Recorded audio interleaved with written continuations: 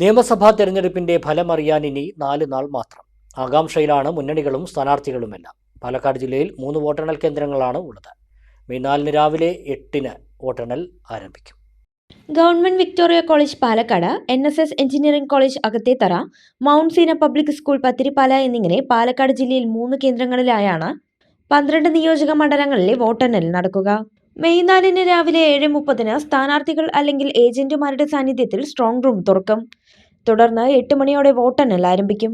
ആദ്യം പോസ്റ്റൽ ബാലറ്റുകളും പിന്നീട് electronic voting മെഷീനുകളിലെ വോട്ടുകളുമാണ് എണ്ണുക. 9 മണിയോടെ ആദ്യ ഫലസൂചനകൾ പുറത്തുവരും. പോസ്റ്റൽ ബാലറ്റുകൾ പൂർത്തിയായതിനു ശേഷമേ വോട്ടിംഗ് മെഷീനിലെ വോട്ടുകൾ എണ്ണിത്തുടങ്ങുകയുള്ളൂ. തെരഞ്ഞെടുപ്പ് കമ്മീഷൻ നിയോഗിച്ച നിരീക്ഷകരുടെയും സ്ഥാനാർത്ഥികൾ അല്ലെങ്കിൽ ഏജന്റുമാരുടെയും സാന്നിധ്യത്തിലാണ് വോട്ടെണ്ണൽ നടക്കുക. മൈക്രോ ഒബ്സർവർമാരെയും AROമാരെയും നിരീക്ഷണത്തിനായി നിയോഗിച്ചിട്ടുണ്ട്.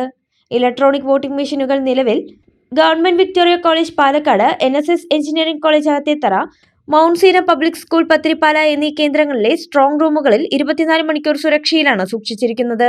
വോട്ടെണ്ണൽ കേന്ദ്രത്തിന് അകത്തേക്കുള്ള മൊബൈൽ ഫോൺ പ്രവേശനം റിട്ടേണിംഗ് ഓഫീസർമാർക്ക് മാത്രമായി പരിമിതപ്പെടുത്തിയിട്ടുണ്ട്.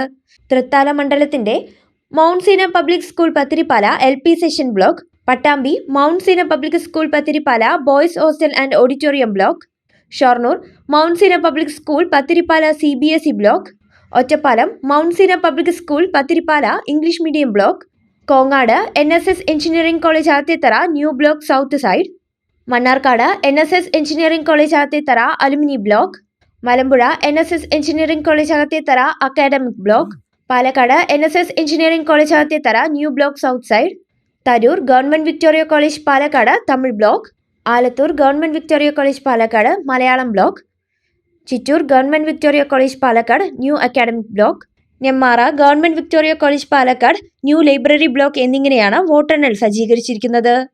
ജില്ലയിലെ 3 വോട്ടെണ്ണൽ കേന്ദ്രങ്ങളിലായി മൊത്തം 30 വോട്ടെണ്ണൽ ഹാളുകൾ സജ്ജീകരിച്ചിട്ടുണ്ട്. ഉച്ചയോടെ ഫലം സംബന്ധിച്ച പൂർണ്ണമായ ചിത്രം അറിയാനാകും.